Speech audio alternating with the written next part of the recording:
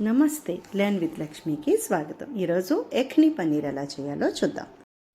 1 table spoon ధనియాలు, 1 tea spoon జీలకర్ర, 2 ఎండుమిరపకాయలు, దాల్చీని, 4 లవంగాయలు, 1 నల్ల లవంగాయ, black pepper half teaspoon, 1 teaspoon సోంఫ్ ముందుగా డ్రై రోస్ట్ చేసుకోవాలి. నల్ల యాలకది తొక్క తీసి మిగిలినవన్నీ వేసి బరకగా గ్రైండ్ చేసుకోవాలి. ఈ మసాలాలో సగం మసాలా ఇప్పుడు తయారు చేసుకున్న కూరకి సరిపోతుంది. 2 గంటల ముందు 10 నుండి 12 జీడిపప్పులు నానబెట్టుకోవాలి. అవి ఇంకా 4 టేబుల్ స్పూన్ల పన్నీర్ తీసుకొని మెత్తగా పేస్ట్ చేసుకోవాలి. అదే మిక్సీ జార్లో హాఫ్ కప్ ఫ్రెష్ పెరుగు వేసి గ్రైండ్ చేసి పక్కన పెట్టుకోవాలి. పెరుగు పులిస్తే ఈ రెసిపీలో బాగోదు, అందుకే ఫ్రెష్ పెరుగు తీసుకోవాలి. 1 క్యాప్సికమ్ని క్యూబ్గా, 2 టమాటాలని క్యూబ్స్గా కట్ చేసి పెట్టుకోవాలి. 2 పచ్చిమిరపకాయలు చీరుకొని చిన్న అల్లం ముక్కని పొడుగ్గా కట్ చేసుకొని పెట్టుకోవాలి.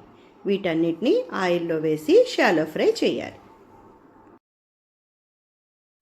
ఒక కడాయి వేడి చేసుకొని అందులో 1 టేబుల్ స్పూన్ నెయ్యి, తేజ్పత్తాకు, పచ్చిమిరపకాయ, అల్లం దంచినది వేసి పచ్చివాసన పోయినంత వరకు వేయించుకోవాలి. ఇప్పుడు ఇందులో కాజు పన్నీర్ పేస్ట్, కొద్దిగా నీరు యాడ్ చేసుకొని కంటిన్యూస్గా కలుపుతూ కుక్ చేసుకోవాలి. లేకపోతే ఈ పేస్ట్ విరిగిపోతుంది. ఈ పేస్ట్ అంతా దగ్గరగా అయినంత వరకు కుక్ చేసుకోవాలి. ఈ విధంగా కొద్దిసేపు కుక్ చేస్తే కొద్దిగా ఆయిల్ కూడా తేలుతుంది.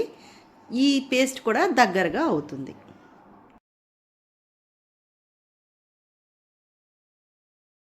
ఇప్పుడు ఇందులో పెరుగు కూడా వేసి కంటిన్యూస్గా కలపాలి. కలుపుతూనే కుక్ చేసుకోవాలి.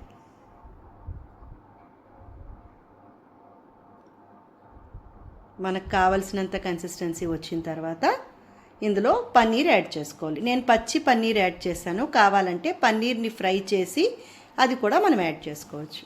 ఇందులో ముందుగా తయారు చేసుకున్న గరం మసాలా పొడిలో హాఫ్ పొడి వేసుకోవాలి. కొద్దిగా పంచదార ఇంకా ఉప్పు వేసి కలుపుకోవాలి.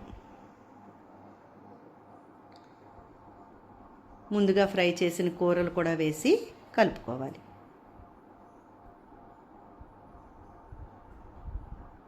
ఇక్కడ నేను ఫ్రెష్ క్రీమ్ యూజ్ చేశాను, లేకపోతే ప్యాకెట్ క్రీమ్ కూడా యూజ్ చేసుకోవచ్చు.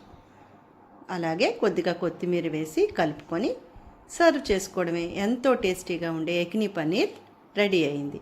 మీ అందరూ తప్పకుండా ట్రై చేయండి. ఎలా వచ్చిందో నాకు చెప్పండి. Thank you.